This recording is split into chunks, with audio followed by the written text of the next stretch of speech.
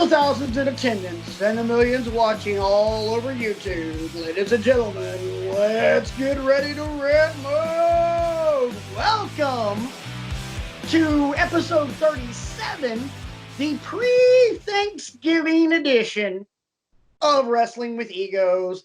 However you may be listening to us, whether it be on Anchor Podcasts, watching us here on YouTube, Intergalactic Radio, or the back of Teddy Long's head, playa. Thank you so much for making this tag team match a part of your wrestling week and your consumption leading into Survivor Series weekend. And what a weekend it's going to be. I'd like to point out today's date, November 22nd, because 29 years ago, pretty much right freaking now, because it's about 9:30 Eastern, for the very first time, we saw The Undertaker. Big, important, and honestly, I think we talked about this when we had our GOAT episode featuring The Undertaker. Tonight, historically, 29 years ago tonight, I think you can say, Brian, is one of the most important nights in the history of professional wrestling because of that debut. I agree, because we all know how the crowd there reacted. We all know how the crowds watching on pay-per-view reacted, and they were off and running with a brilliant character that's undergone several iterations over the years, and I, for one, can't imagine my wrestling life without The Undertaker. I mean, they call him the conscience of the WWE for a reason. Amen. He is easily in my top 3 of my favorite wrestlers of all time. Might actually be number 2 behind Sting. But very, very cool thing. Yeah. And it's funny you bring up The Undertaker, too, because I am very much looking forward to another little tidbit morsel happening Survivor Series weekend. The debut of the Broken Skull sessions on the WWE Network with Stone Cold Steve Austin. And his very first guest is going to be The Undertaker. But I read an interview today on ESPN with him where it's not going to be him in character anymore. It's going to be Mark Calloway talking about his career, his journey, that sort of thing. So I'm very, very interested. Actually, there's a lot of sneaky good content on the network this weekend. There's an Untold about Sting versus Seth Rollins, which I'm very much looking forward to seeing. You got the Broken Skull sessions with Steve Austin. You got TakeOver tomorrow night. You got Survivor Series Sunday night. So it's going to be a pretty big, meaty wrestling weekend as you head into Thanksgiving. Yeah, it is. Unlike you, I'm very much looking forward to see what The Undertaker has to say on the Broken Skull sessions, being the fact that he is going to be out of character and kind of dropping the gimmick for this. Because I've seen one little snippet, and it's talking about the debut and how he was terrified that he was going to be the Eggman. Yeah, I remember that. I hope we haven't even gotten to the entire show, so let me plug the socials real quick.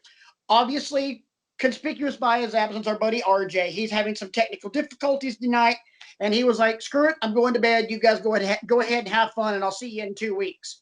Programming note: we won't be doing a show next week. Why? Because I don't know about the rest of you dorks that watch this thing, but I'm going to be eating a crap load of turkey and a crap load of dressing and mashed potatoes and green bean casserole. And it's going to be like that Shirley Caesar thing where I got beans, green potatoes, tomatoes, all that. You name it. And also meditating. Because there's Thanksgiving, and then there's Black Friday, and then, which you will see in just a little, by the time you've seen this, you will have finally seen last week's episode, which is uploading as we speak, in which RJ and I also discuss what the greatest rivalry in college football is. It ain't Ohio State, Michigan, by the way. The Auburn, Alabama game. And that happens next Saturday. And anyway, you can always hit us up on Twitter if you want to engage with us about this.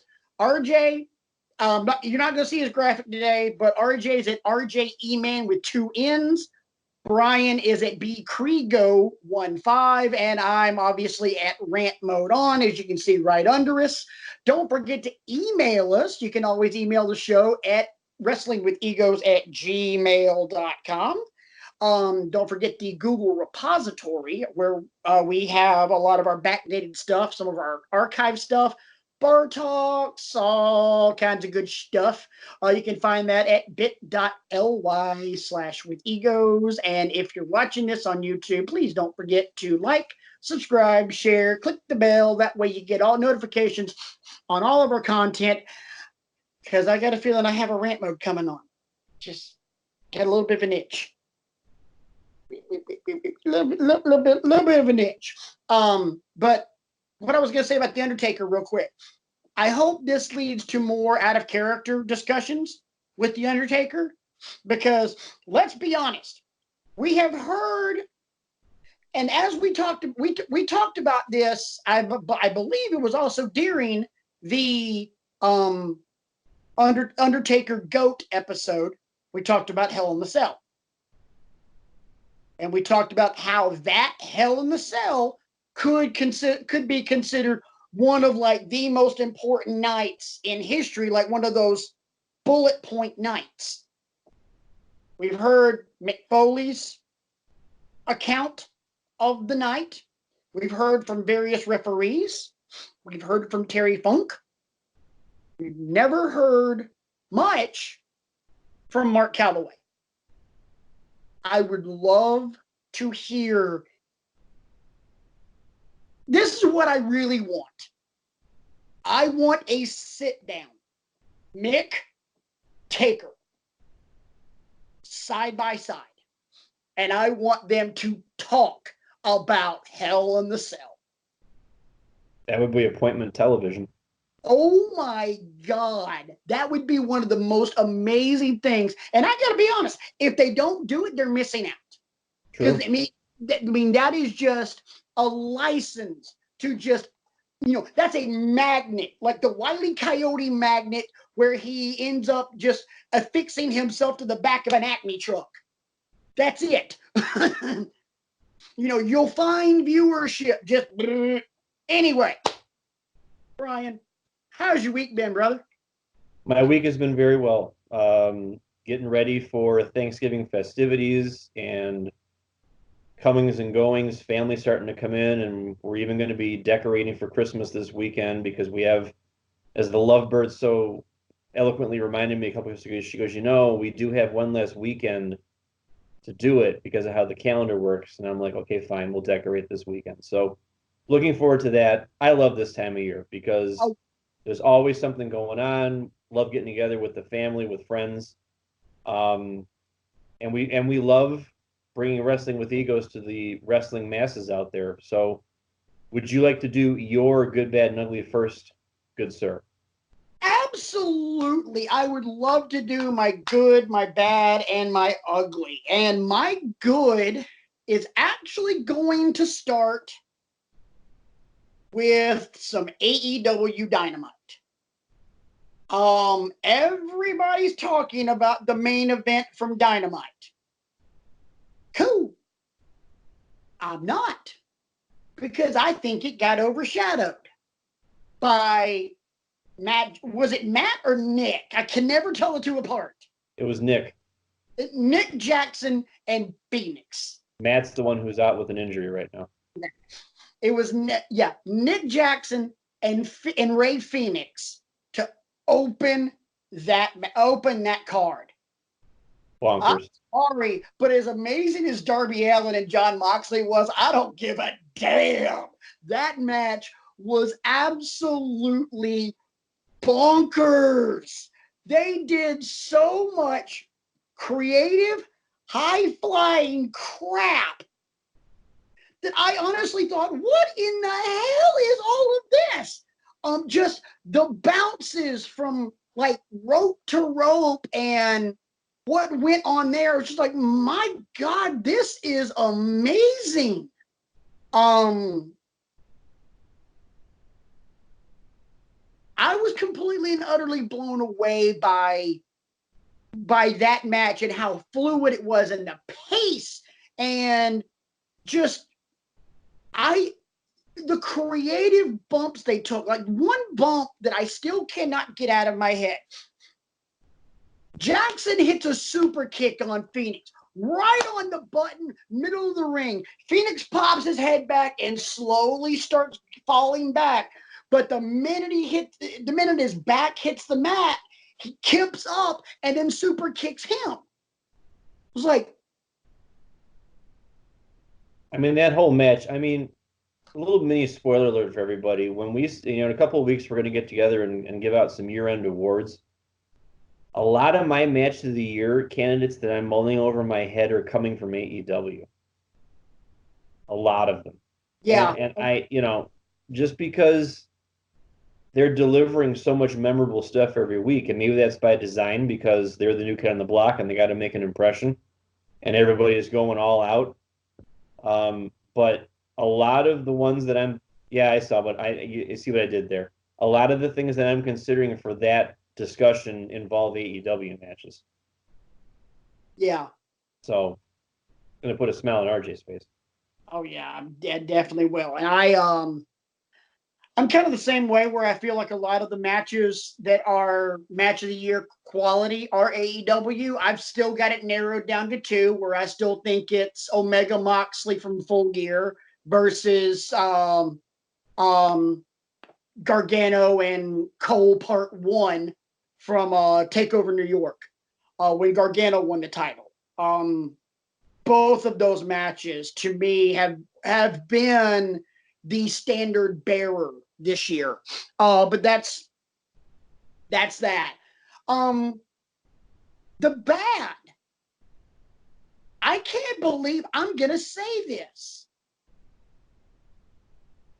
All of this week's NXT. Every minute of it. Because there was that open invitation from Triple H for anybody that wanted to show up on NXT, the A show, to show up. Okay, cool. They did that, and it was a great build up to Survivor Series. Awesome. I love the fact that NXT is being included so hardcore into the Survivor Series storylines. You didn't do a damn thing to build up your own takeover. No allusion to who the fourth guy on Team Ciampa is. We just found out this week that the winner of Killian Dane, Pete Dunne, and Damian Priest will face Adam Cole at Survivor Series. But they flashed that during a promo graphic and move on. I'm like, whoa. That's kind of fucking big, dude. How kind do of you important. gloss over that? So I was watching NXT. Obviously, with me working nights, I have to watch a lot of them in the mornings. So I'm watching both of them Thursday morning, and as I'm watching NXT, I'm like, did Vince book this crap? Because NXT honestly felt like Vince McMahon booked every stitch of it. It felt very Monday Night Raw. I didn't have anything for it. My ugly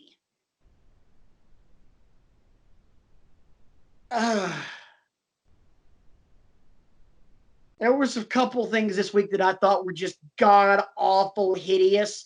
But if I had to narrow it down to one,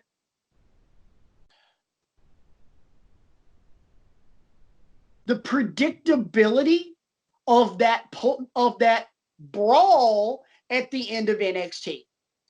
Because we made this statement a couple of weeks ago when they had that Inner Circle versus Elite brawl at the end of one of those Dynamites, that it was just a pull apart. And well, there wasn't necessarily a pull apart.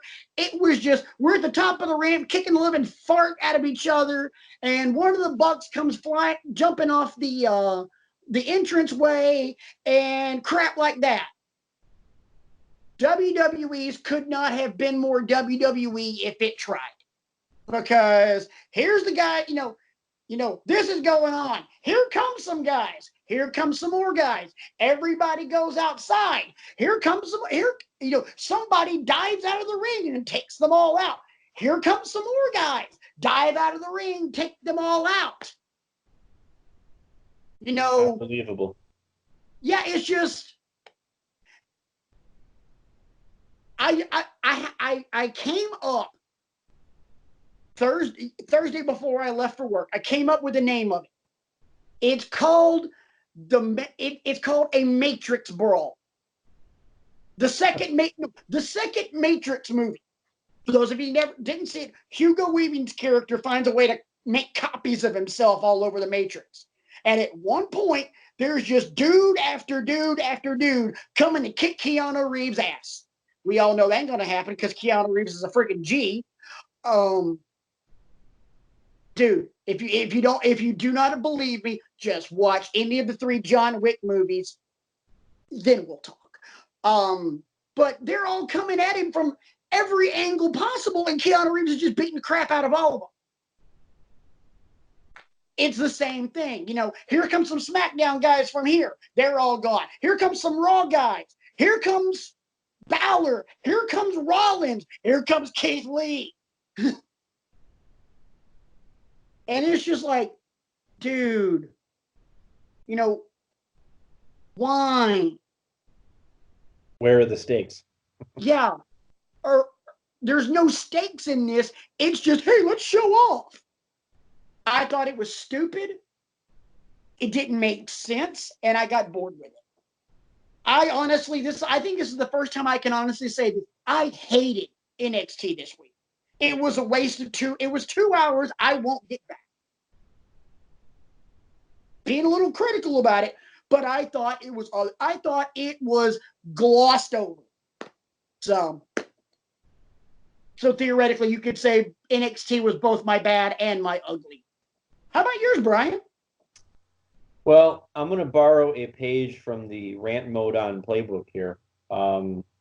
Because my good are 3 specific matches that we finally got to see that I never thought we would see, which is one of the positives of these invasion type angles that we've been having. We got to see this week on various shows. It doesn't really matter what shows they happened on. You'll see why in a minute.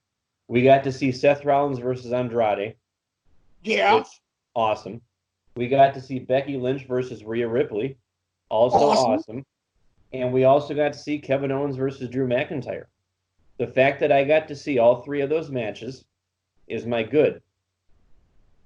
Those 3 matches are also my bad because all 3 of those matches have something in common. How did they end? Schmoz. No contest is how they ended. When I watch a wrestling match, I don't care what show it's on, AEW, New Japan, WWE, Lucha Underground, whatever, I want to see a winner and a loser.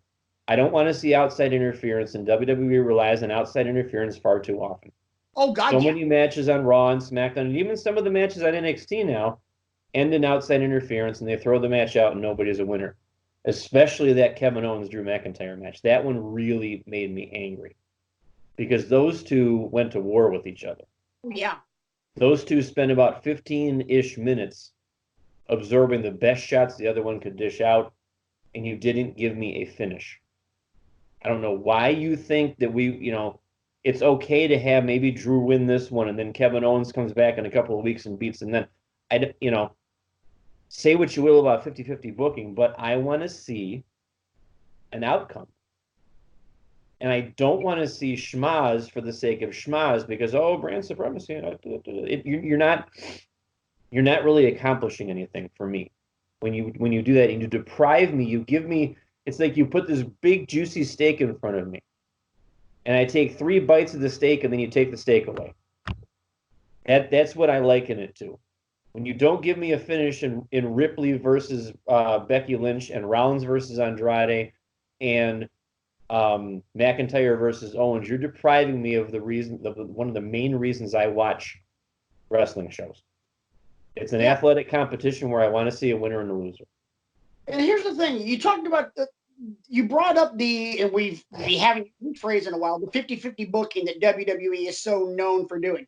This isn't even 50-50 booking, because in order for it to be 50-50 booking, somebody's got to win one. Right, that's what I'm saying. I mean, you can bring that up and now they're overlance in that, but you're not even giving me that. No. Because 50-50 booking implies that you've had a decision here and there. Right, and it's just, okay, hey, we're going to give you all of these dream matches, but nobody's going to win. Hey, we're going to give you Finn Balor and Matt Riddle, and nobody's going to win. Right. We're going to give you a triple threat match, and the winner of that will be the number 1 contender. And nobody wins, and they're all the number 1 contender. So now the title match is a fatal 4-way. Infuriating. Stop.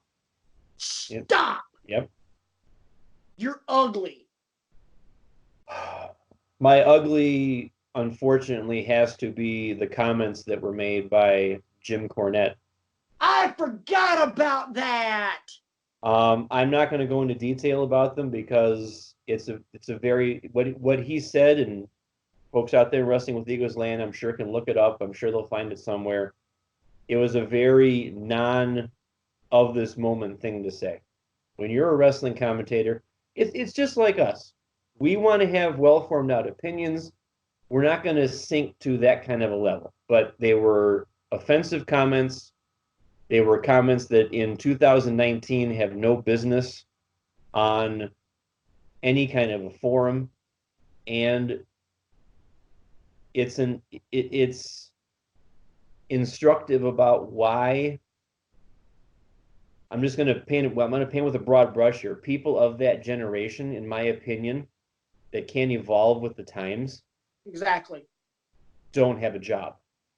Right. That might be one of the reasons why they let Eric Bischoff go, because maybe he couldn't evolve with the times, and maybe he couldn't put the necessary work in to invest in the talent that he had and get to know them and get to, write TV for them that, accentuate the positives or whatever. Now, I'm not equating Eric Bischoff to Jim Cornette. Please don't get me wrong. But what I'm saying is, a little bit like Jerry the King Lawler, if what you're going to do is quote the Henny Youngman joke book week in, week out, I don't want to hear that kind of wrestling commentary. If you're Jim Cornette and you think you're going to use racist stereotypes to talk about a guy who's wrestling in the ring, that's lazy, number one. At best, it's lazy. At worst, it's just offensive and racist and ignorant. Yeah, and ignorant. So that's my obvious drop dead ugly for the week. To very broad brush it, because I'm not going to give credence to anything he said. To very broad brush it, Jim Cornette used the stereotype of African Americans and chicken and watermelon.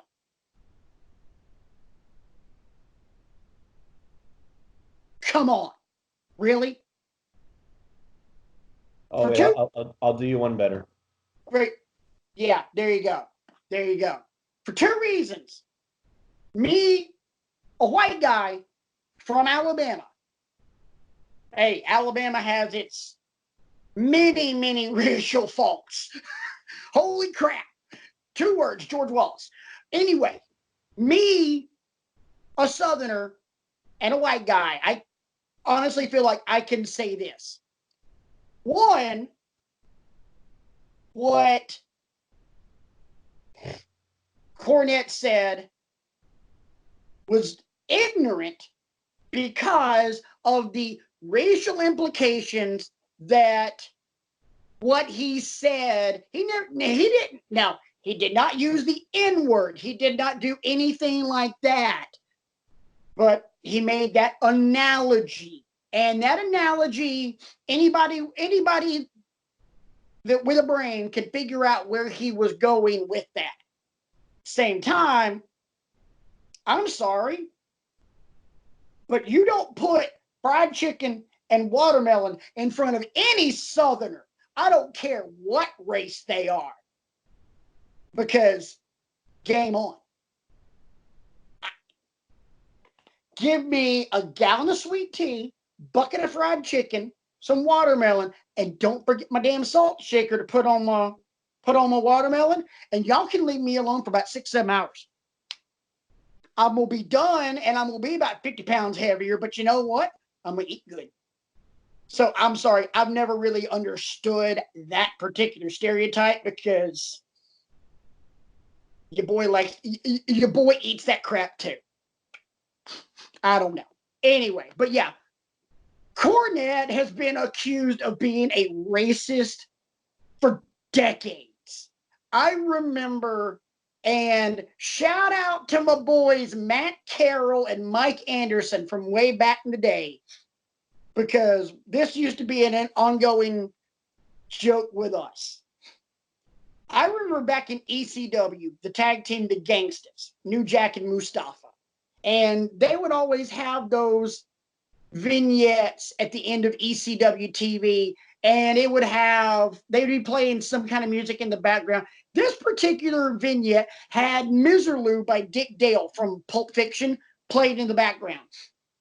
And you saw New Jack and Mustafa, and they're on some city street in Philadelphia, and New Jack goes, "Welcome to Smoky Mountain Championship Wrestling. Even though it didn't last but 4 years, Jim Cornette, you still owe me money. How does it feel to have an organization that ran 5 nights a week but didn't last but 4 years? You know, Jimmy Cornette, you undercover racist? Mustafa comes into frame. You still owe me $100. New Jack comes back in. He needs his money. You pimp, pay the hose. We need our money and we want it now. So, I mean, even dating, and this is probably like 95, even dating back to that, Cornette has had this black cloud hanging over him that, number one, he's a liar, and number two, he's a racist asshole. So, I mean, yes, he said that on NWA Power with 3 R's. I'm sorry, but the NWA had it coming. You do not put a live mic in front of Jim Cornette.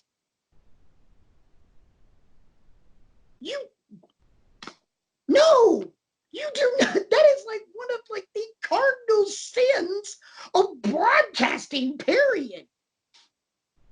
You don't put a live mic in front of Jim Cornette, and you don't put the kid that said "boom goes the dynamite" on live TV. There you go. Thank you, Brian. Oh, God. See, that's the whole thing with Jim Cornette that just infuriates me, is because I'm like, dude, there's a track record here. You don't do this. A lengthy track record.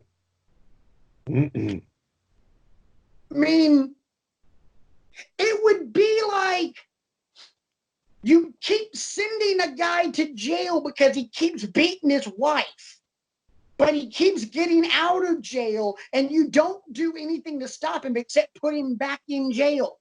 Eventually, he's going to kill her. OJ. I'm sorry.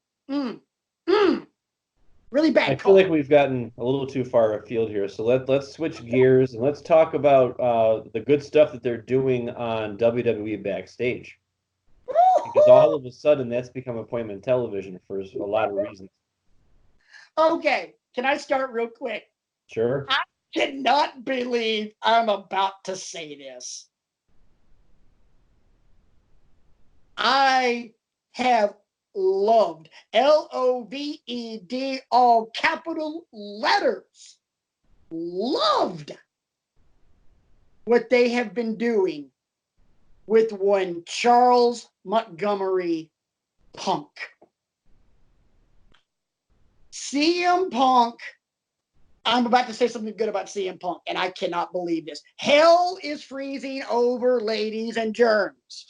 Breaking news. For this. Yeah, there you go. Breaking news. I'm saying something nice about CM Punk. He had his interview with Renee Young, and they did it in multiple segments on this past week's episode of WWE Backstage on FS1. And it talked about how the deal came into place, how he's not a WWE employee, he's a Fox employee. And then it was, how does WWE need to improve? Well, I really like the Women's Revolution, although I hate the fact that they called it the Women's Revolution. Just let them be the women. I like the NXT thing. That's really awesome. Seth Rollins should stop tweeting. Fair statement. And he said, very fair statement. Seth Rollins should stop tweeting. Jim Cornette is a racist. You notice that my hands are at equal height. It's a balance. I'm not saying that they're one and the same, but they're as accurate can be. Seth Rollins should stop tweeting. But when Punk said that, I'm like, well, yeah. Kind of going high and tight on Punk. What does Seth Rollins do? Rollins doubles down on it. Like, all right, fight me. I'm like, exactly. He's like, fight me. No. I'm telling you to stop tweeting. And your response to me telling you to stop tweeting is to tweet. Your response to your doctor telling you to cut out Mountain Dew is to drink a 2-liter. No, my doctor has not told me to stop drinking Mountain Dew. I will say this about Punk, being back in, on our TV screens again. I've watched quite a bit of these little snippets of various things, like that. There was the thing on YouTube of the car ride that he took when they were getting ready to introduce him 2 weeks ago, and then I also saw something on on Fox where he sat down with Colin Cowherd. Very nice interview there. Punk is saying all of the right things right now. Yeah. We don't know what he's really thinking, but he's making it clear to anybody who asks him. He has been hired by Fox as an analyst, and as an analyst who's being paid by a Fox, he has that level removed where now he can point out what they're doing well and what they're doing terrible at. Is it going to ruffle some feathers? Yes, but that's the whole point of having an opinion. Your opinion is going to ruffle some feathers. I'm sure my opinions ruffle people's feathers who watch this show. I'm sure Patrick's opinions sometimes ruffle people's feathers. Same thing with RJ. When you have an opinion, that's the risk you run, is that not everybody is going to agree with that opinion. But there's certain opinions that I trust a little bit more over others. And so far, Punk's doing everything he said he was going to do. He's being the voice of reason. He's being an impartial third party. And I love it. Number one, he's being the voice of the voiceless. And number two, what the hell do you mean? What the hell do you mean that my opinions ruffle feathers sometimes? I'm being cordial. Word of the day, boys and girls. Cordial. Adjective? I'm sorry. Yeah, it's an adjective. Synonym. Understated. Yeah, he's being very understated. Sometimes. Measured. Sometimes. Yeah, sometimes you can be annoying. Not what I said. See, now you're sitting there and you're parsing what I said, and this is where we run into problems and we get too far afield. This is true. Also, keep in mind, full disclosure, I'm working off of about 4 hours of sleep because I got home at 1 from work and had to be back at work at 10 this morning. Please don't read into the things I'm saying about you. They're Oh, only intended to advance the point. I read into those things even when I'm saying them. Don't worry about it, dude. But anyway, getting back to the topic at hand, I have loved it because he is saying something on a WWE program that has WWE marketing and licensing and everything else. It is under their umbrella. And he's saying things that we've all been saying for years. Products watered down. This isn't working and this isn't working and Seth Rollins needs to shut up. Truth be told, I honestly feel like Punk is just going to build and build and build and build and build, and at some point, he is going to say something very. I can't think of another word, so I will use controversial, but not in terms of Jim Cornette being a racist controversial. I mean more along the lines of rehashing something that he said in the pipe bomb, which is maybe WWE would be better off once Vincent Kennedy McMahon is dead. I know that sounds a little harsh, but I just have a feeling that at some point we're going to escalate to something like that. And I honestly feel like when it happens, Fox is going to be fine with it. WWE won't. And now, ladies and gentlemen, we have ourselves a show. Because who's to say that, if Seth Rollins won't stop tweeting, who's to say he doesn't show up on WWE Backstage sometime in December? God, I hope not. I mean, not. Because here's the reason why. If Rollins shows up sometime after Survivor Series and they're face to face with Punk, now everybody and their brother is going to start thinking that Punk's going to get back in the ring and it's going to be Punk and Rollins at WrestleMania. I don't want that. I don't want Punk back in the ring. Do I want his mind? Do I want what he has to? Do I want to hear what he has to say? Yeah. I do not need Phil Brooks to continue a storyline, and I hope to God that nothing he does with Backstage leads to a storyline that he is in. I am fine with him being on WWE programming in a studio in Los Angeles. I am not fine with him being on WWE programming live in front of a paid audience in some arena that travels all over the country and all over the world. When he's making his statements in a 20 by 20 box with ropes around it. I think, because here's the thing, if he's back in the ring, they can put a muzzle on him. And, we need you to be more of a company guy, pal.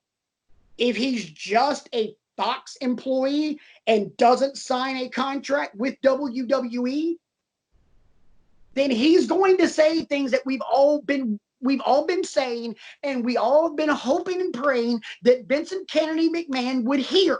He's not going to listen to any of us because we're just a bunch of stupid ass schlubs that do YouTube shows and podcasts and blogs. For every Dave Meltzer and Justin Henry and Kriego, Swafford and Eisenman, and the list goes on and on and on of people that talk about this stuff. If CM Punk says the exact same thing that we've all been saying for a freaking year or more, and he's saying it on WWE programming, oh shit, Vincent Kennedy McMahon's going to hear it and he's going to freak out because these things are being said on his show. because ultimately it's his branding on it. And now you got some guy not employed by you, employed by the network that's providing you this TV time, saying Vince needs to give it up. Hunter's doing a great job with NXT. Give it to him. Vince needs to step down. This needs to happen. This needs to happen. This needs to happen. Because, okay, we're talking about that. We're talking about that now. What happens if Punk brings up the three most dreaded words to WWE right now? AEW. It's a matter of time, boys and girls. I mean, Sami Zayn brought it up, and he got just absolutely destroyed for doing it. Yeah. What are they gonna do? What are they gonna do to Punk? Fire him? They can't. Exactly. I do see what you mean. It does make more sense to have him in that capacity. Part of that is just me wishing that, he comes back in the ring. But I get what you're saying, that if he does come back in the ring, now he's back under the WWE auspices, and he's got creative telling him, you really shouldn't say this, you really shouldn't say that, you should stick to the storyline and all that kind of stuff. But it is going to be interesting to see how this escalates, because it will. Because I'm sure Punk has storylines in mind. I'm sure Punk has ideas in mind of how he would do things, because those are the questions he gets asked. How would you change it? Who would you push? That sort of thing. But I also don't think he himself wants to be a part of it. Let's go ahead and talk a little bit about, because we've already kind of gone pretty in depth into this show, and we still got a little ways to go, because we've got to talk about the Survivor Series weekend, also with NXT TakeOver War Games, which is one of my favorite things NXT does. Like we've always said, RJ is a ladder match and Royal Rumble whore. I am a War Games whore. Love War Games. And the fact that there's a rumor that AEW is trademarking the phrase "the match beyond" only makes me just a little bit more giddy, because they'll do it actually right. Brian, let me ask you a question as we kind of get into this, and I think by doing this, we'll be able to jump from show to show to show and just go back and forth.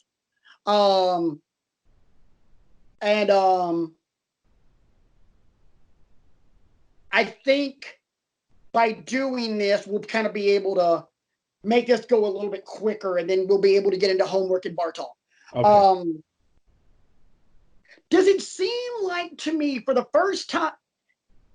Hey, Frozen just came out for the first time in forever. We're actually, sorry, you got me singing 2 straight weeks. Deal with it, boys and girls. And I'm tired, so bite me.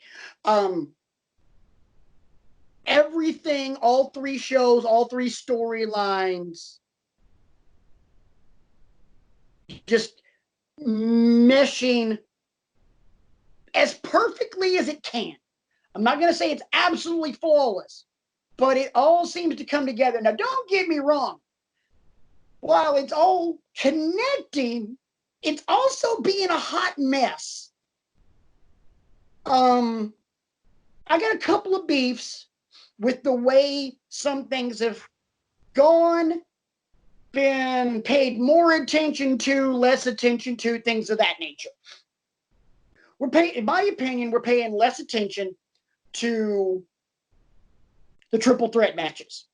We have little to no buildup between Nakamura, Roderick Strong, and AJ Styles. Thank you. I would say, who the hell's the U.S. champ? I'm like, oh yeah, it's AJ Styles. And for reference's sake, I have as much of the card over here as I could cobble together, so we can refer to that as we go. We have no build up to that.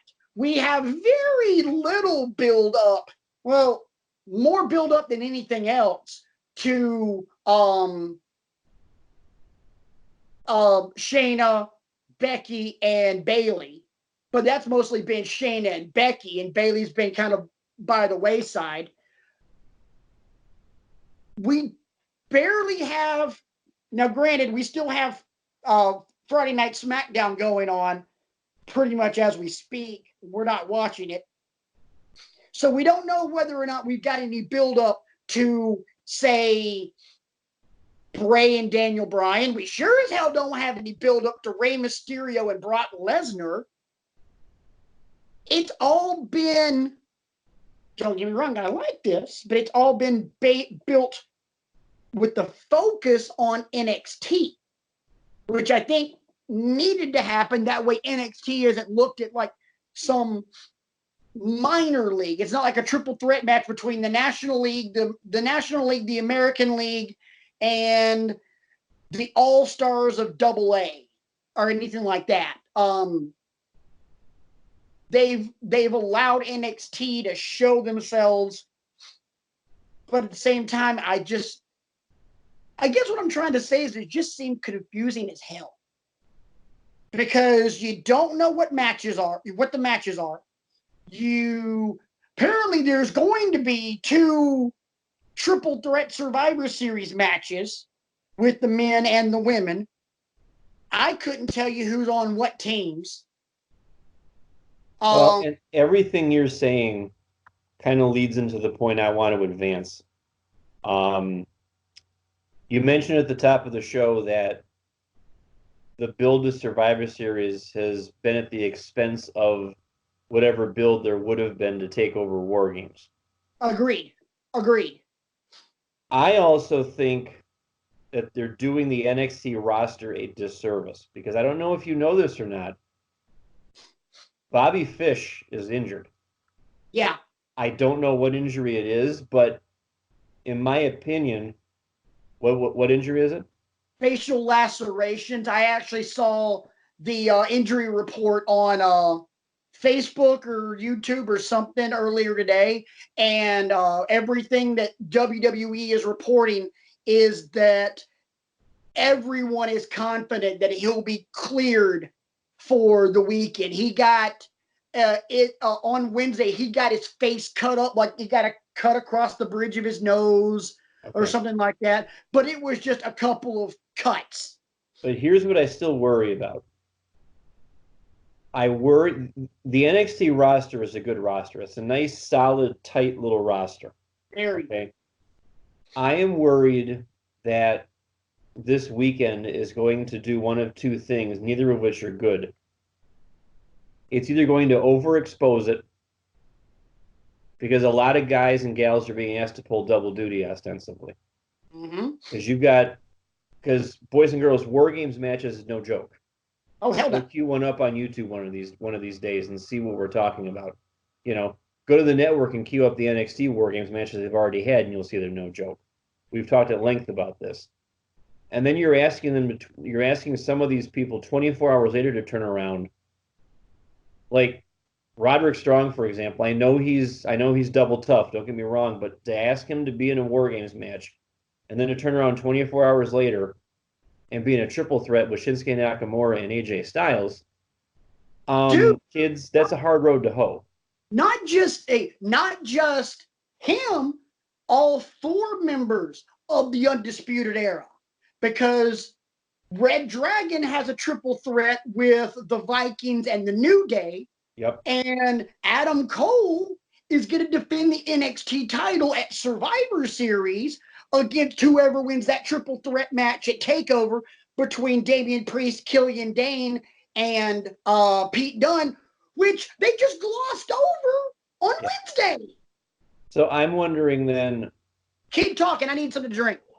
So I'm wondering then, have we put the cart before the horse, so to speak? Because I look at, the TakeOver card is very thin right now. It's just got the 2 War Games matches. I don't know if Finn Balor and Matt Riddle is happening or not.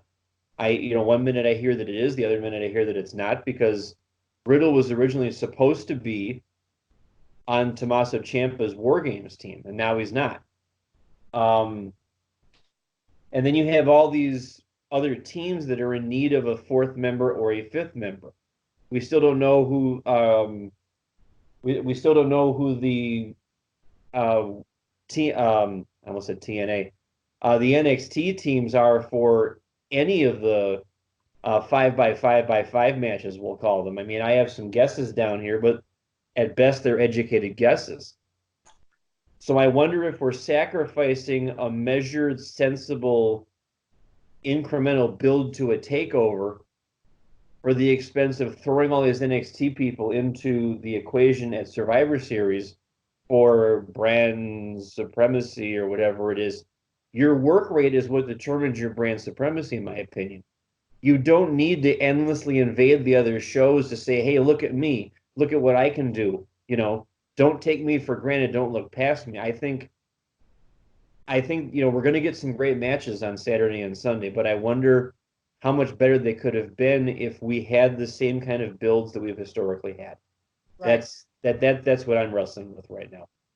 Well, let's go ahead and do some prognosticating on what we do know. And let's start with Survivor Series because I want to end with Takeover because I like I'm more interested in watching Takeover. First, is there any reason you think Rey Mysterio has a chance in hell of beating Lesnar for the title? Shock value is all I can think of. I don't see it happening. He ain't Goldberg. Let's see. Which triple threat, all champions triple threat are you most interested in watching?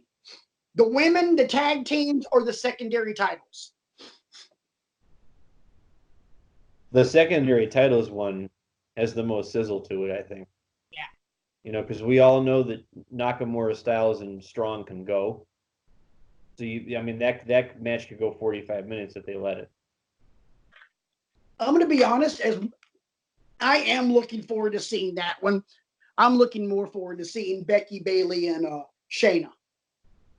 Because more psychology in that one. Oh, very much so. But at the same time, here's something. I honestly think this could be the way they expose a weakness in Shayna, or they turn Shayna into this unbelievable monster. It would not surprise me one bit if Shayna gets the pin over Bayley or the submission over Bayley. Becky's not going to, if Becky's involved in the fall, it's going to be because she wins it. She's not going to lose on this one. But it would, in some way, shape, or form, I think Shayna goes over on Becky. I also think AJ, with the help of the OC, goes over on the other guys. That wouldn't surprise me because the OC's been looking very strong. Very much so. The past several weeks, they were the first ones to really come into NXT and, blow it up. Yeah. I'm not looking forward to the tag team match because, it's three completely different styles. There's nothing sexy about that match except name recognition. The New Day, the Viking Raiders, and Red Dragon. Nothing about that says, yeah, this is going to be good. It'll be a good, entertaining match, but it's not going to be something that I think is going to be like edge of your seat. Agree or disagree? That's the one that, I'll watch it, but it's not like one that it's going to be appointment television for me. I totally agree. So I don't think there's any reason to think that Matt Riddle goes over on Balor. I think this is the vehicle to turn Balor into NXT's next nightmare. Let me ask you a question. Who wins this NXT triple threat match to determine who gets Adam Cole, baby, at Survivor Series? Dunn, Priest, or Killian Dane? I'm going to say Killian Dane. I'm going to say Pete Dunne. Because mainly for one simple reason. Don't get me wrong, Killian Dane is great. He's a great big man. Damian Priest, Punishment Martinez, whatever, is fluid as all get out in the ring. I still would love to see Pete Dunne and Adam Cole. You know me, you know I love Pete Dunne. Yep. I would love to see that match. Put you on the spot. Who's the fourth guy for Team Ciampa? Who did I write down for that one?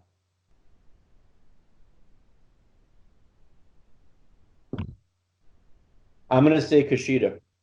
You're going to say Kushida. I've been because thinking in my about notes, I still had Matt Riddle in that match because I didn't know if Riddle Balor was actually happening. So yeah. Kushida, I think, is the fourth. I'm going to say Kushida as well. I had other theories, but I don't think those are going to pan out. Who's the fourth guy for Team NXT at Survivor Series? Because the rumor has been that they want it to be Triple H, but Triple H is telling them, Now, do they have a team constructed? Because where I was reading it said Team TBA. So I made up a team. I think it's going to end up being NXT guys. Well, me too. The five that I have down, I have Keith Lee, Ciampa, Matt Riddle, Finn Balor, and Kushida, which is a lot of like repetition. And that was what kind of begat my theory about are we overextending these guys? Because you're missing somebody huge. Is this where you put in Dijakovic? This is where I put in Walter. Walter. See, I keep. That's another problem of mine. I keep separating UK, and I forget that. And they're not doing it right now because remember, Kaylee Ray is on Baszler's team for War Games. That's right. I completely forgot about that. I don't think we can get away with the UK US division anymore. So all that being said, I think this weekend could be some really fun wrestling material, and I'm damn sure looking forward to it. Buddy, let's go ahead and move topics, and let's talk. Looks like I got to hand in some homework. You do have to hand in some homework.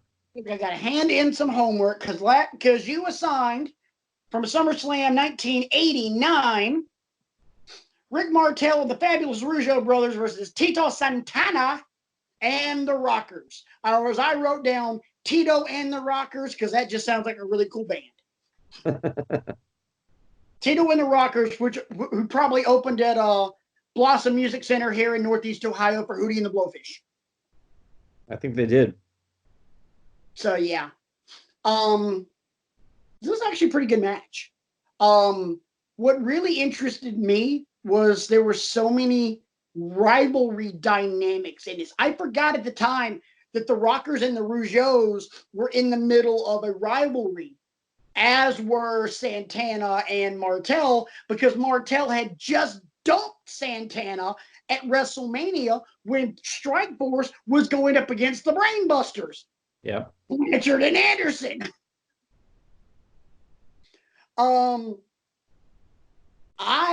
I enjoyed this one. I thought that the in-ring work wasn't all it was cracked up to be.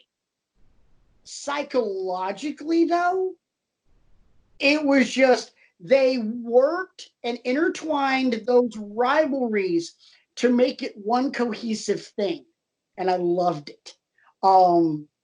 You could tell that Martel and the Rougeaus, it was almost like the French Canadian Freebirds, where they just seemed to know what the other was doing, and it was very fluid. Whereas the Rockers and Tito, they worked well together, but it wasn't like, we're a team. Yeah. It's a good solid B- for me. Your thoughts. Very good. Your thoughts. And while you're giving your thoughts, I got to find some homework because I forgot I was on the hook since RJ's not here. Oh, no. Oh, no. It gets a B plus for me. The Rockers, I don't think, got a lot of ring time in this match, as the heels did a great job of cutting off Santana from making any tags. The Rougeaus especially, because Martel does that heelish thing of, running out of the ring anytime Santana wants to crack at him, and he tags in Jacques or Ramon any single time. I also was reminded of what a great commentator Jesse the Body Ventura was. Oh, so good. So incisive and cutting and all of those things that you want a heel commentator to be, because Jesse was very much a heel commentator. And the whole match takes us back to a time when tag team wrestling was a concerted focus in the WWE, which we all can agree right now it's not really, despite what you see from the New Day and despite what you see from the Revival and despite what you see from the Undisputed Era. They're trying, but tag teams are still very much an afterthought, I'm afraid. It was a great match. I mean, the lack of fluidity and some of the spots got missed, keeps it from A territory. But it's a solid B plus and a good reminder of what tag team wrestling used to look like, I think. Cool. Give me 1 second. I think I found something, but I need to make 100% sure it is available on the WWE Network, which you can get for only $9.99. Yes, I totally went there.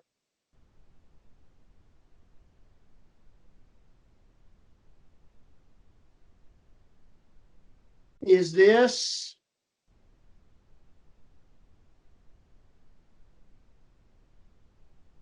All right, come on, baby.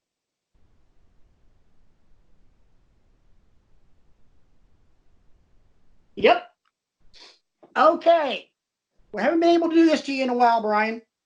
Okay. I definitely wanted to give you this because it's just, for me, such an amazing match for me. Because I gave you several months ago, I gave you some ECW action to broaden your horizons on all things ECW. So I offer you a choice. You are either going to get a crazy, off the wall, now granted, there's going to be hard hitting weapon action in both matches. The second one, in my opinion, is better than the first one. Although the name recognition on the first one makes it sound sexier. So I'll flat out tell you the matches and I'll let you choose.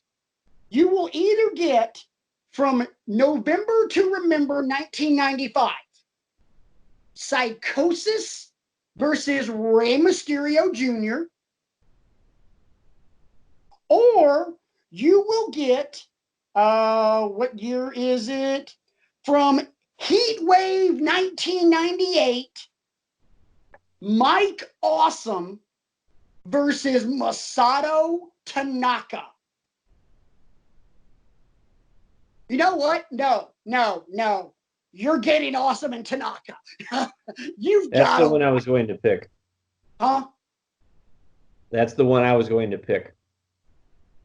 This is to me, it's a blend of really good wrestling and really good hardcore wrestling. Awesome and Tanaka made a career out of each other in FMW in Japan by beating the bloody piss out of each other. Okay. Tanaka can take a chair shot to the head better than any human being that has ever lived. It's just, you get everything in this match. You get power moves, you get false finishes, you get great action, you get dives into the crowd, you get chair shots, you get tables. I'm pretty sure you did a holy shit chant in here. Can I have the event and the year one more time? Heat Wave 1998. If I'm not mistaken, this is also the same heat wave that emanated from the Hera Arena in Dayton, Ohio, which became infamous for a certain promo by one Bubba Ray Dudley. If I'm right about this, extra credit homework, watch that promo. It's before I believe it's before their tag match. Okay. Woo-hoo. I think I remember the promo you're referring to, but just like I'm not going to repeat what Cornette said, I'm not going to repeat what Bubba said. Damn. So yeah, homework, and you get 2 weeks to do it because no show for Turkey Day, and hopefully RJ will be back by then. So we'll make sure he has that one. We tell him he's getting awesome at Tanaka. He's gonna be like, hell yeah. He's gonna be happy with this one. So there's your homework. I'll even watch it because this one was fun. We end tonight and we go home before we get ready to start pre-prepping some turkey. Check, please. Some bar talk. We've had a lot of fun with some bar talk. And got to thinking, there's one thing we haven't discussed yet. The greatest promo guys in the history of the business. And man, is there a laundry list. Yeah, Brian. Yeah, Brian's definitely a great promo guy. We're going to have to have a promo battle on this show and let me take your ass to school, son. Hell, Jenny's asleep over here and she could probably cut a better promo on your ass. 4 and 7 years ago. Sorry, just kidding. Anyway, I'll let you do the honors and go first. Because I have my number one draft pick with a bullet. And this probably isn't it, but what a lot of we like to do, we like to eschew the obvious ones. I'm going to go a little deep with my first one. Brian, there's eschewing the obvious, and then there is mentioning the guy that I want to mention because he's so damn good. You can't ignore it. You have to address it. I know. But I think I have an idea of who you want to mention, but I'm going to go a little deep with my first one, and I'm going to say Jake the Snake Roberts. Just, and I call his promo sneaky good because I remember at the time I was watching him as a child, I had no concept of what he was saying. All I knew is, he's, glowering at the camera and stuff like that. But now I go back and I rewatch the stuff he said. His words have weight. His words have meaning, especially when you consider all of the other issues he was dealing with at the time. To still have that crystal clear of a mind when it came to, grabbing the microphone and talking about your opponent and all that, that speaks volumes about his capabilities. Jake Roberts was philosophical. He was a philosopher when it came to cutting a promo. And I loved Jake Roberts. Who do you think I'm going with my absolute number one with a bullet draft pick? Woo! Wrong! Oh, really? Ladies and gentlemen, my name... Yeah, I have him down too. I didn't see that one coming. Literally, if you're watching this, you probably have WWE Network. You can go to the AWA, you can go to WCW, ECW, and WWE. Guess what? Even as a 21-year-old in AWA, the man could still talk. And you paid attention to him. Mainly because in his earlier years, you just wanted to kill him. Now, when he cuts a promo, you listen like you would listen to your pastor at church. because we go into tabernacle, boys and girls. He's On to just, pontificate. oh God, yes. He is the absolute best at cutting Shameless plug for myself, if I may.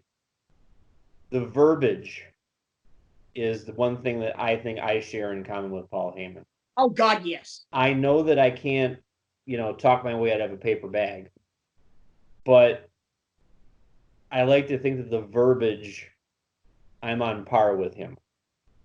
Shameless plug for myself, and now you can continue. Good sir.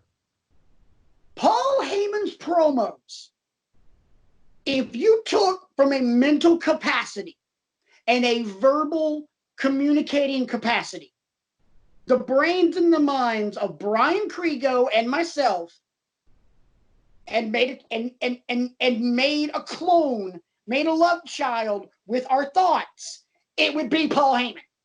Because Paul Heyman, even though Heyman's older than both of us, Heyman has the vocabulary that Brian does, and he's able to pontificate the way that Brian does. Paul Heyman can also go, just with the flick of a switch, can go from very calm, cool, and collective to completely intense and making you feel just how bad he wants it that quickly.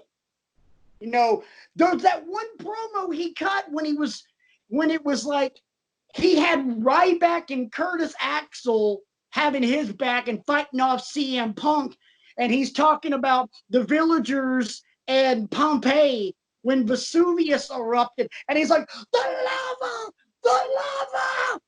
But no. Or how about the one where I forget what year it was, but the promo he cut on Vince.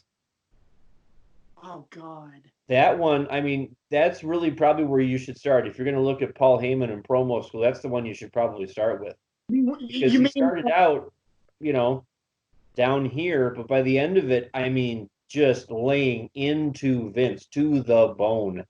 Are you talking about the one where he said, I have lied on the souls of my parents and the heads of my children? I have lied today so I could see tomorrow.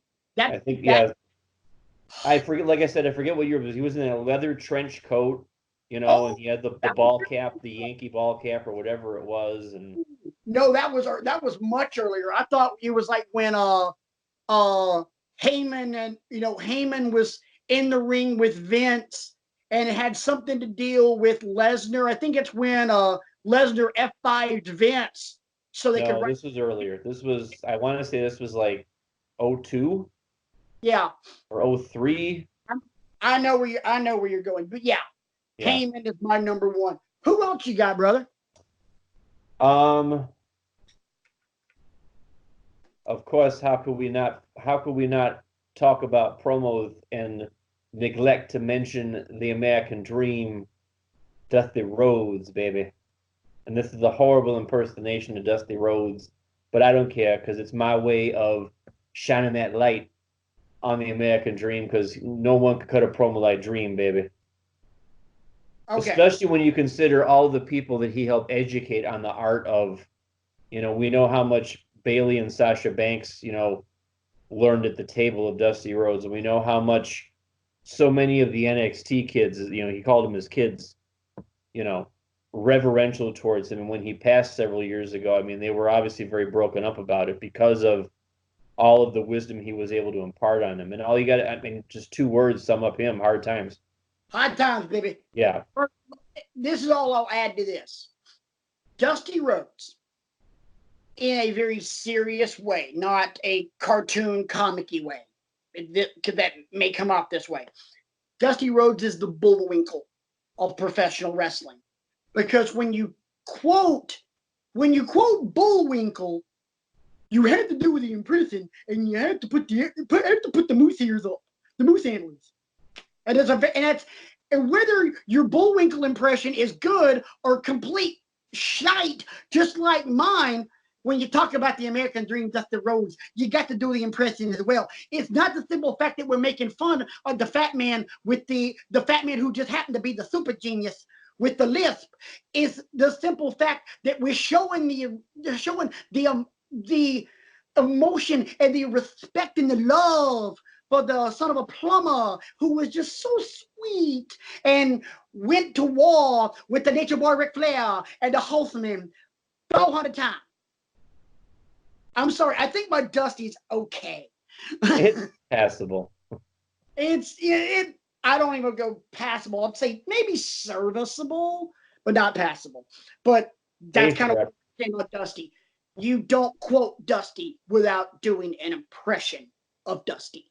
My next one's a little bit off, kind of like your first one. Ravishing Rick Rude. Oh yeah. Not just. Forgive me, I'm reaching for a pen. Not just the opening in-ring cut the music stuff. Just his promos. Like, go back and look when he was the Intercontinental Champion feuding with the Ultimate Warrior, who he had just taken the title off of. Or when he was feuding with Jake Roberts, when he had Jake Roberts' then wife airbrushed on his tights. Or, I mean, Rick Rude cut some amazing promos. And that's not even getting into what I'd like to have right now. Is for all you fat, out-of-shape Minnesota sweat hogs to keep the noise down while I take my robe off and show all you ladies what a real sexy man is supposed to look like. Now hit the music. Rick Rude was just a badass. Yes, he was. Who you got next? I could go so many different ways with this. Me too. I got a 12 long. Yeah, I'm gonna go with another one that you might not expect me to say, but I'm gonna go with a group. I'm gonna go with "It's a New Day." Yes, it is. Yeah, the New Day snuck up on you. The New Day snuck up on you as a collective, because when they put themselves together, I didn't think it was going to amount to anything. I'm like, what is this? But then after about a year of it, they were over, and they've got great wrestling minds too, all three of them. Yeah. I think Woods' mind might be the best of the bunch, but none of them takes a backseat to the other. They're all participating in whatever, they're doing, whether it's the time machine thing or the Bootios thing or the pancakes thing or the ice cream truck thing or whatever it is. I mean, they've got all these great things, but then they can also, all three of them, get on the microphone and come up with the catchphrase, come up with a way for audience participation, come up with another way to insult the opponent, and laughing all the way to the bank while they do it. Yeah. And they're entertaining. And ultimately, that's it. They're entertaining, not just on the mic, but also in the ring. They're fun. Yeah. I love them. My next one is a guy I honestly feel like he's never gotten the credit that he's due. In my opinion, he is a first ballot Hall of Famer, one of the greatest characters of all time. I don't think he's ever going to be in our GOAT discussion, but he took the character, which should have been just an absolute dumpster fire, and he made it his own, and he made it worth it, to the point that even now, we will never, ever forget the name of Goldust. Yeah. Dustin Rhodes, in that character, cut some of the best promos that you could have gotten out of that character.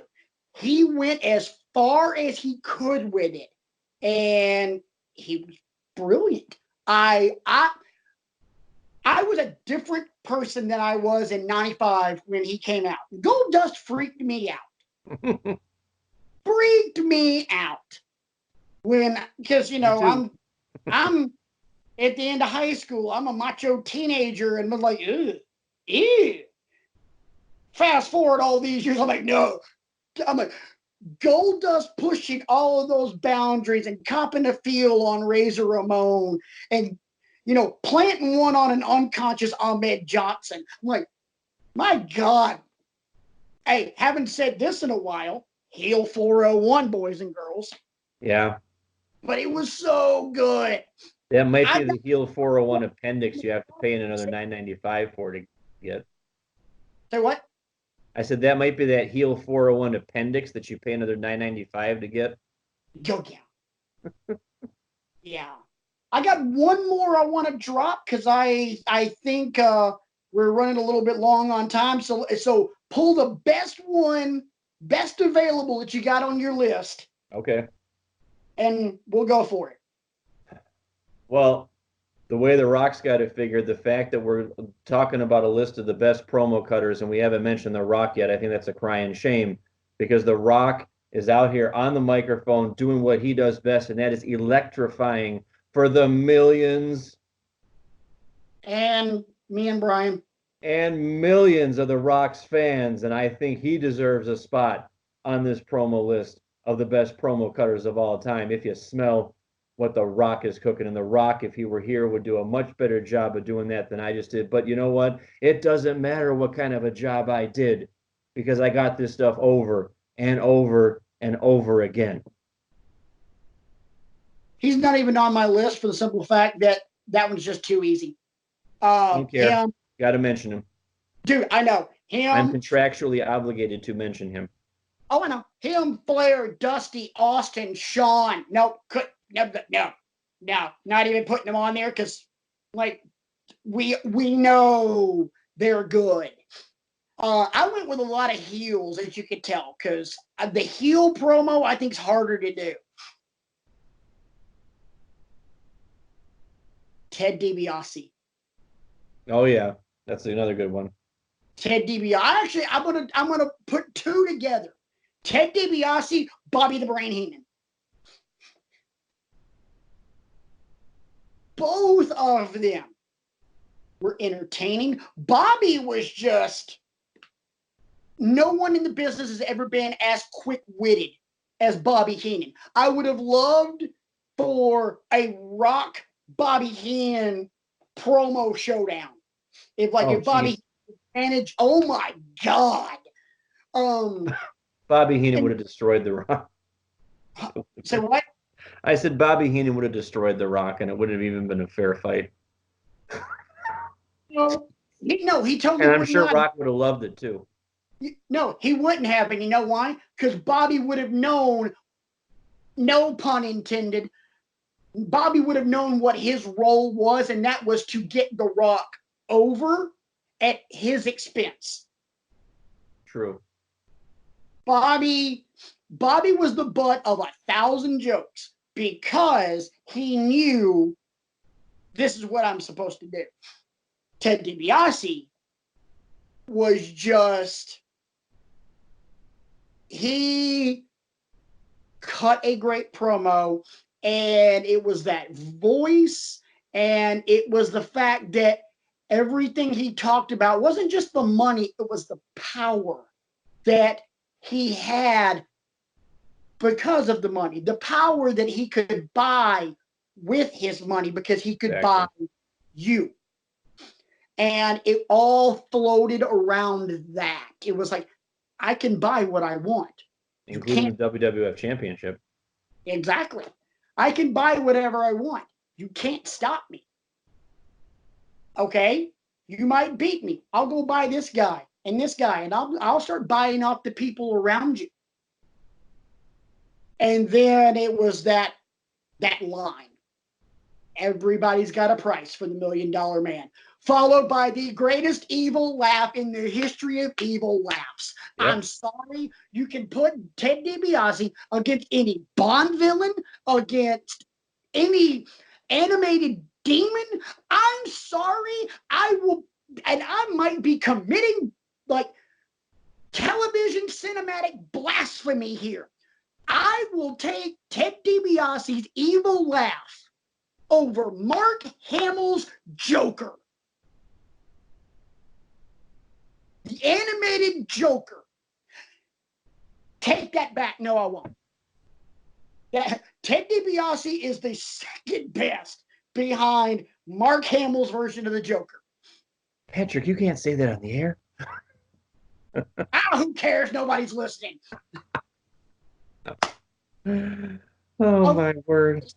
You knew at some point we were going to either work a way to quote Major League or Tombstone on one of these shows. Well, I already quoted Tombstone, so. Oh, yeah, we have done that. So, yeah, I mean, DiBiase is, I mark out for the laugh. I mark out for the laugh. And I searched high and low for a lady to put on this list, and I couldn't think of one that's been consistently great. There's only one. There's only one, in my opinion, only one woman historically that could cut great promos. Sherry Martel. Oh, yeah. Sensational Sherry was a G, but that's about it. Medusa wasn't really that great. None of the divas were really that great. Lita wasn't great. Trish wasn't great. You're getting some now that are really good. I think Becky's really good. Charlotte's pretty good. Sasha's pretty good. Bailey's not. Yeah, I mean, and I thought about all of those ladies, but I would call them uneven at best because sometimes you can tell Charlotte's trying too hard. Same thing with Sasha. Same thing with Bailey. Same thing with Becky. I think because we don't hear Shayna talk that often, she's compelling. She only talks when she feels she needs to. Yeah, she doesn't have to. Right.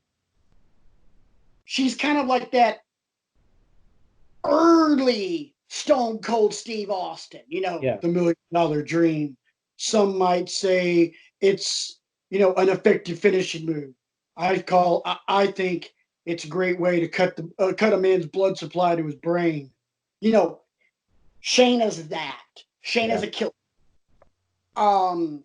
But yeah, I mean, unfortunately, traditionally, there haven't been a lot of women that have been great at promos.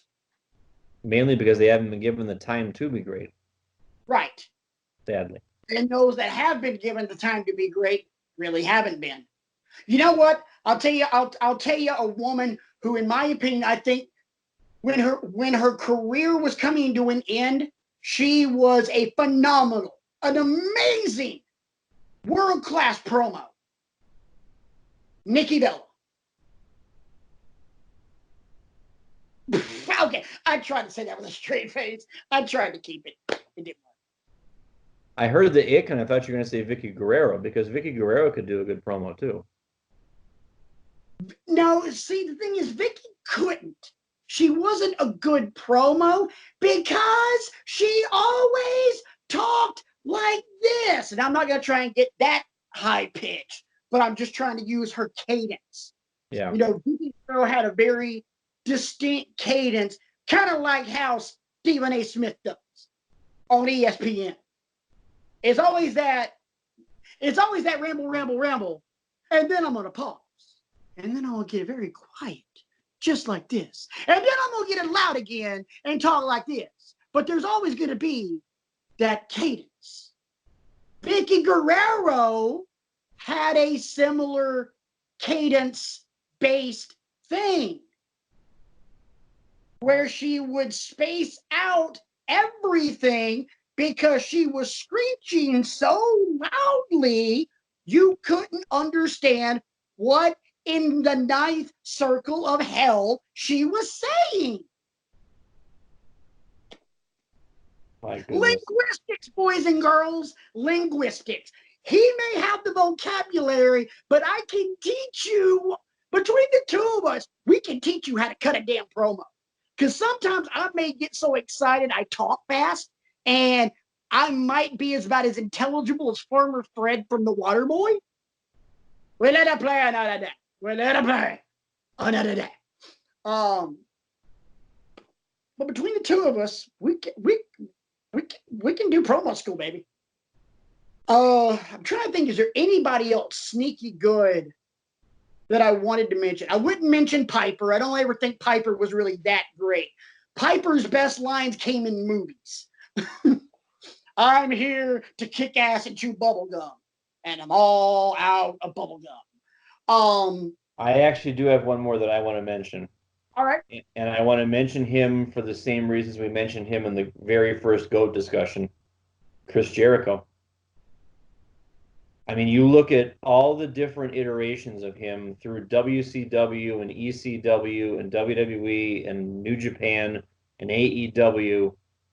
He's always got something to say. It's usually somewhat controversial, inflammatory, but he's over as ever.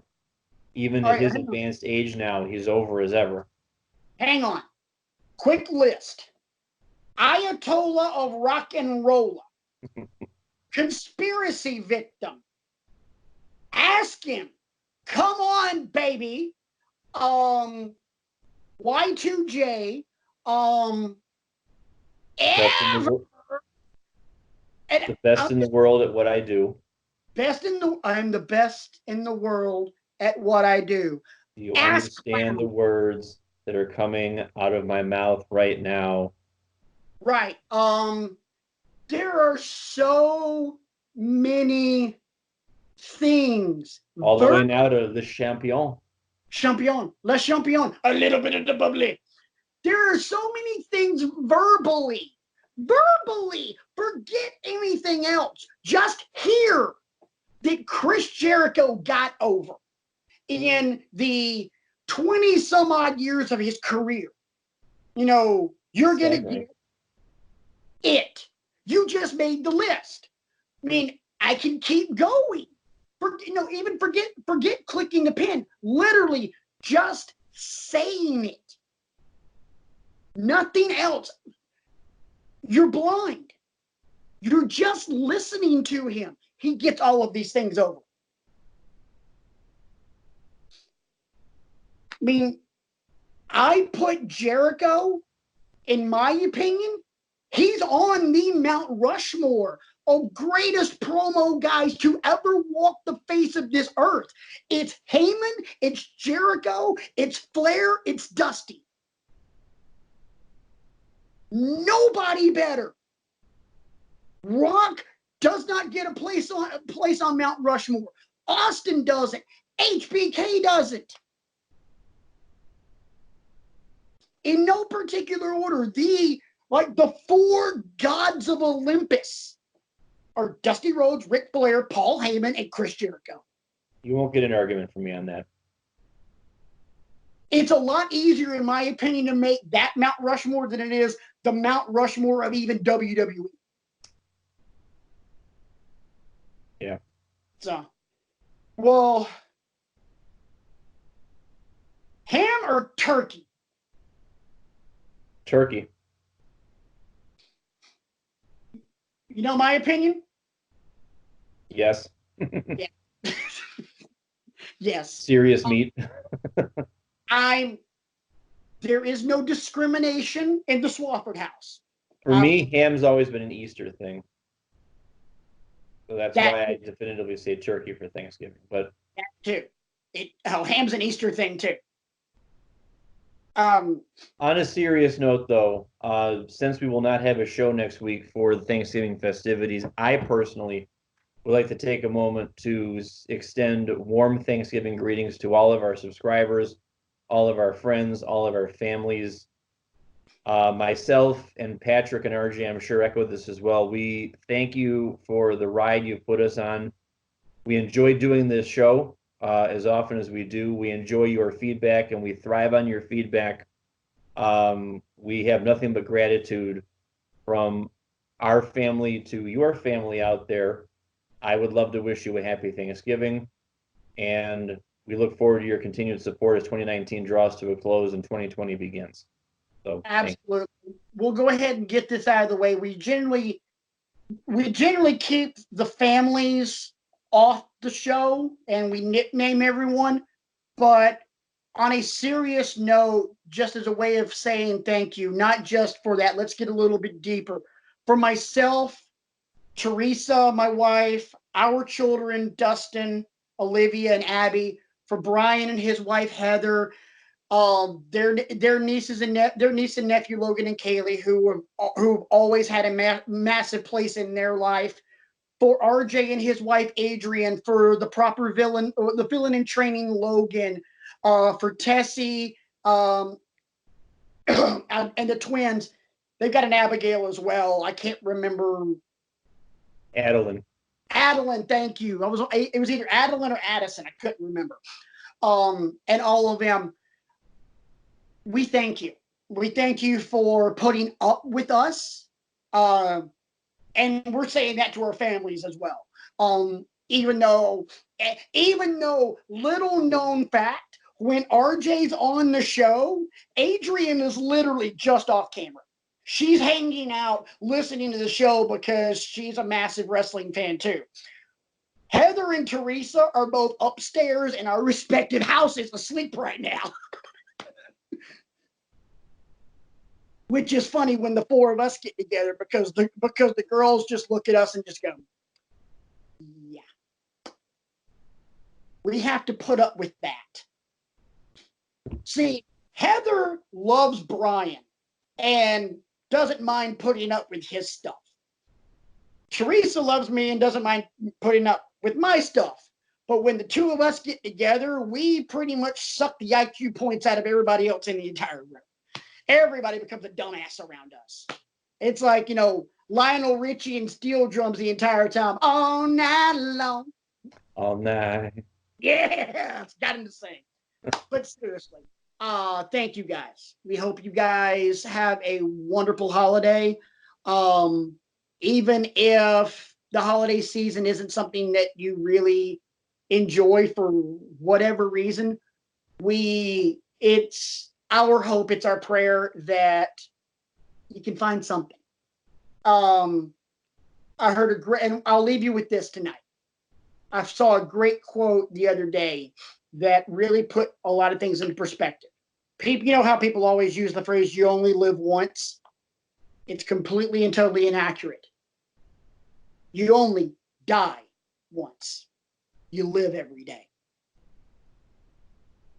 We love you guys. Profound. Thank you for being a part of the show. What'd you say, Brian? I was talking. I said that's profound. It was a Snoopy comic, by the way. Nice. Snoopy in Woodstock. Charles Schultz, guys. Charles Schultz. We love you guys. For RJ, for the disembodied, let's get back to the character. For the disembodied voice of RJ, for Brian, I'm Patrick. We'll see you guys in 2 weeks after we come down from that turkey-induced coma. Trust me, I'm going to be in one. Rip Van Patrick over here, y'all. Until then,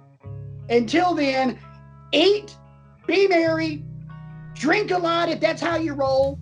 Tequila. Yeah, man. Watch some wrestling, too. Watch some wrestling. Eat a lot of turkey.